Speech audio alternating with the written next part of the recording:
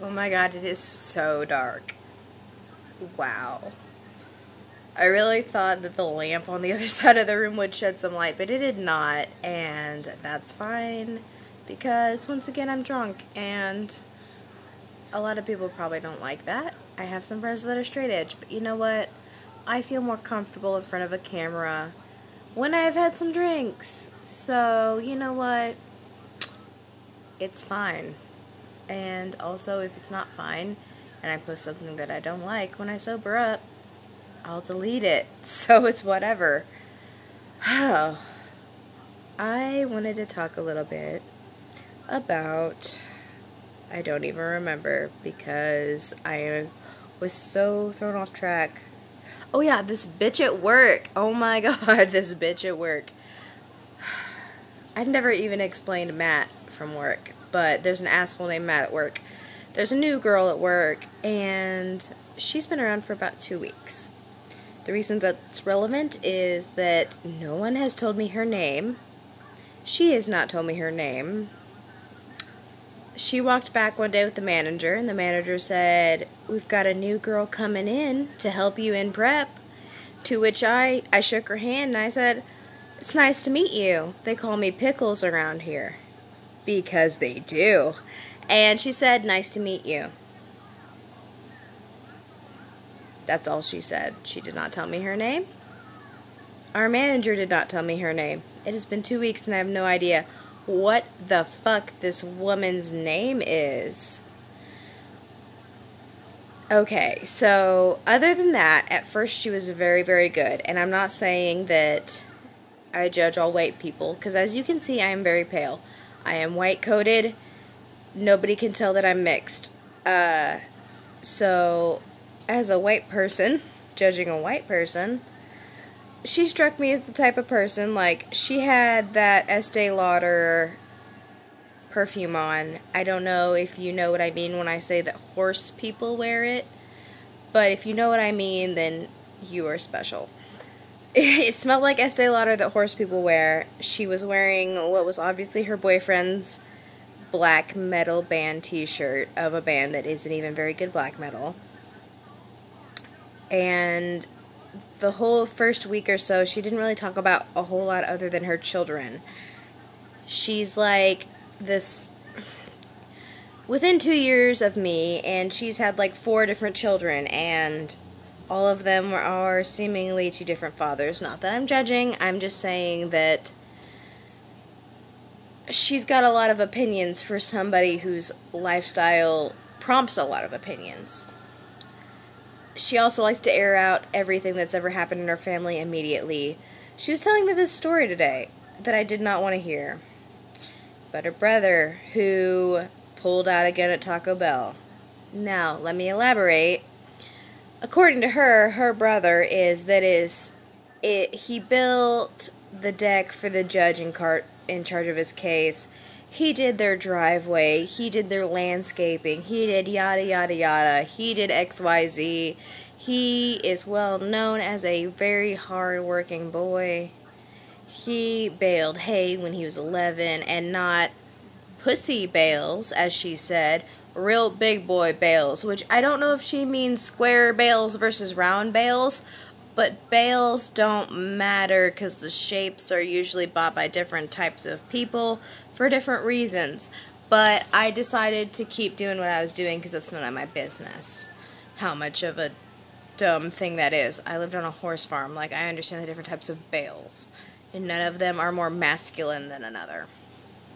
Anyway, she said he was at Taco Bell with some group of people. I don't know. Somebody who worked at Taco Bell from Oldham County was equally a hillbilly, and not a hillbilly that liked that person.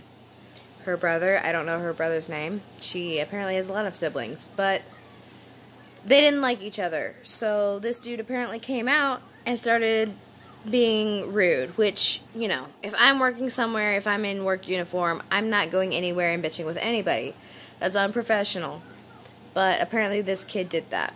And there was words exchanged. And he was like, "You know what? Fuck you. We're leaving. I didn't come here to fight. I came here to eat tacos. And so he went out to the parking lot, and there was some of the opposition side had friends that were in the parking lot already, and words were exchanged out there as well. Now, she was like, and he had a broken femur, and she didn't explain why, and she didn't explain how. She didn't explain why the party in question hated her brother. What she did say was, now, it was self-defense. And automatically I'm like, oh fuck, what did this boy do? And apparently what was caught on the cameras at Taco Bell was he walked outside and pulled a gun and started waving it in the air. And she's like, and he was already on probation because they caught him before without a permit for carry and conceal or anything like that. And I'm like, he has no permits. He's carrying around a gun after he already got caught with a gun. This is why people want to take our guns. I seem very liberal. I understand that. I'm not a Democrat. I'm not a Republican. I'm not a liberal. I am slightly drunk. But I'm not any of those things. Because none of the people in those demographics are anything like me as far as how they handle things. They all act very differently. They all believe very different things. What I do know is if you're required to have a certain level of permit, and there's a certain level of national shootings all the fucking time on Turtle Island, I know that if you get caught with a gun, after you already got caught with a gun, and you pulled it out in public, people inside the restaurant are eyewitnesses against you pulling out a gun and waving it around because you felt threatened vaguely. You don't deserve a gun. You are the reason that the rest of the gun owners look bad. You are why people think the guns need to be taken away. You are not being responsible with your firearm.